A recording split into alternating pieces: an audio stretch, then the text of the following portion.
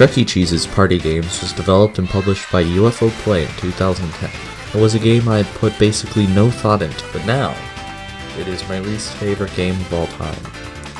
Chuck E. Cheese's Party Games for the Wii is a massive advertisement with terrible minigames, lackluster prizes, and ludicrous achievement requirements.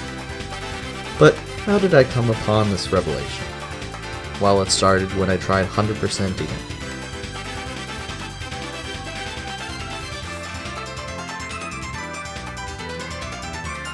The game features a trophy room which features a trophy for each respective minigame as well as a mega trophy I will talk about later.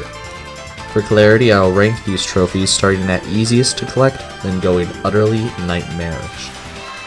Starting at number 17, Master Balloon Alphabet Trophy. Our first trophy simplifies the sheer simplicity of the minigames present in Chuck E. Cheese Party Games.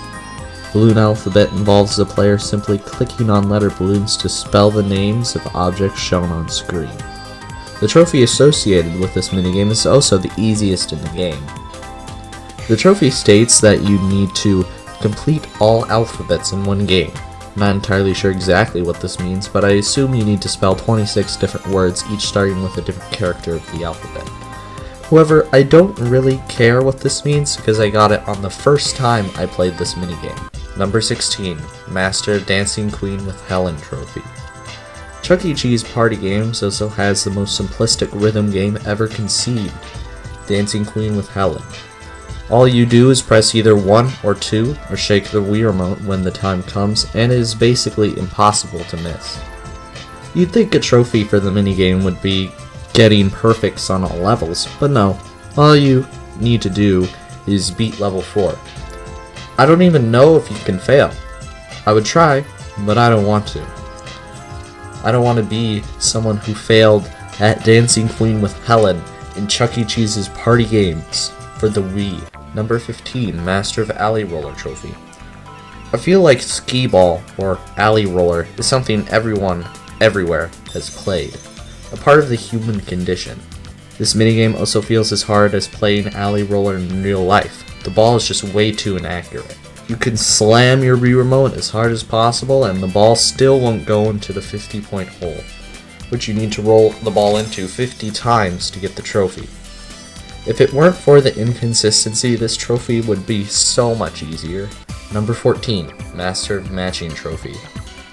The matching minigame consists of matching various cards with images of the Chuck E. Cheese crew. The minigame has literally no challenge as there is no penalty for getting a wrong match. The trophy tells you to get 1,000 matches, which isn't much when you get around 100 matches per game. Playing this minigame only 10 times to get the trophy is rookie numbers compared to what I'll talk about later. Number 13, Master of Air Hockey Trophy. One of the few minigames that actually felt like an attempt at a game, even though it is just Pong with the advancement of moving left and right. The trophy requires you to win 100 games, which isn't the worst as each of the 4 levels in this minigame count as a game. The AI also appears to be very limited as it can only hit the puck once when it's on their side. So you can get into situations where the puck stops on their side and they won't do anything about it. Overall, probably the best minigame in the game, which is quite concerning because this is still Pong. Number 12, Master Smash-a-Munch Trophy. Smash-a-Munch takes the cake for being the most mindless minigame in the game. All you do is whirl around the Wii remote to hit the munches. Sure, there are pegs that the game tells you not to hit, but you only lose score, and who cares about score in Chuck E. Cheese's Party Games for the Nintendo Wii? The trophy requires you to hit 3,000 Mr. Munch pegs, which will destroy your hand, but not as bad as one of the minigames later down the line. Number 11, Master of Counting Trophy. Counting. Just counting. This is a new low. I don't even know what to say for this one. You answer 1,000 tests and you get the trophy. Number 10, Master of Pizza Mania Trophy.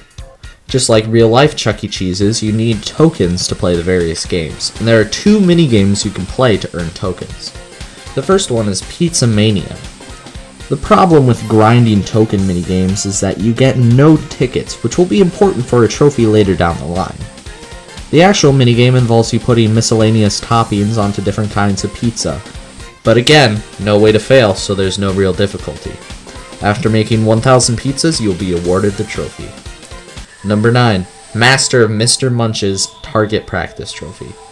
This minigame is an average shooting gallery experience, where you need to shoot the money bags to get more score to advance to next levels. However, you can also shoot the Mr. Munch faces, but they give you 50 points, so why would you do it? Because the trophy forces you to shoot 1,000 of them. I hate this game. The best strategy is to alternate between the two so you can get to all 4 levels to shoot a decent amount of Mr. Munch targets. Number 8. Master Basketball Trophy. This trophy requires you to shoot 3,000 basketballs into the basket, but I could not, for the life of me, figure out how to aim the basketball. It is literally impossible. This is another one where if the controls weren't so inconsistent, this minigame would be so much easier. Number 7. Master of Galaxy Shooter Trophy. Chuck E. Cheese's basic Gal ripoff, except to their credit, they did add some new features, like the same 3 power-ups in boss fights. However, boss 1 and 4 are basically the same, and boss 3 has an attack that looks like a placeholder. The trophy requires you to shoot 5,000 ships, which is a whole lot, but at least this minigame is slightly stimulating because you can lose. Number 6. Master of Chuck E. Cheese's Photo Hunt Trophy. An average game of Spot the Difference, however the main problem with the Spot the Difference minigame in general, you can only have so many differences before they start to repeat themselves. And when you have to find 5,000 of them, you'll definitely go through the same differences over and over and over. This is where the minigames start to get brutally soul-crushing and tedious. Number 5. Master of Jasper's Racing Trophy. This is the biggest example of inconsistent controls, making this minigame unplayable. The game requires you to tilt left to right to control the vehicle, and the motion controls make it inconsistent what lane you'll be in. Factor in obstacles that you need lightning-fast reflexes to dodge. This trophy is just super annoying. This achievement forces you to reach 100,000 meters, which is just absolutely benign. Number 4. Master of Made to Order Trophy. This is the other token gaining minigame, and the only heavily RNG dependent trophy in the game. Made to Order involves you serving different kinds of pizza to various Chuck E. Cheese characters, and the trophy wants you to serve Chuck E. Cheese himself 500 times. Keep in mind that there is a chance you won't even see Chuck E. Cheese during the game, and this trophy just pisses me off on principle alone. Now we've made it to the unholy trio, the top 3. Number 3. Master of Cowboy Jasper Trophy. The most physically draining minigame. This minigame destroyed my hand. The achievement states you need 3,000 cows, which means you need to vigorously shake the Wii Remote 3,000 times. And I just have to wonder, where's the fun in this? Where's the dopamine? After this trophy, all I'm left with is a broken wrist. Number 2. Master of Connect the Stars Trophy. This trophy is ungodly tedious.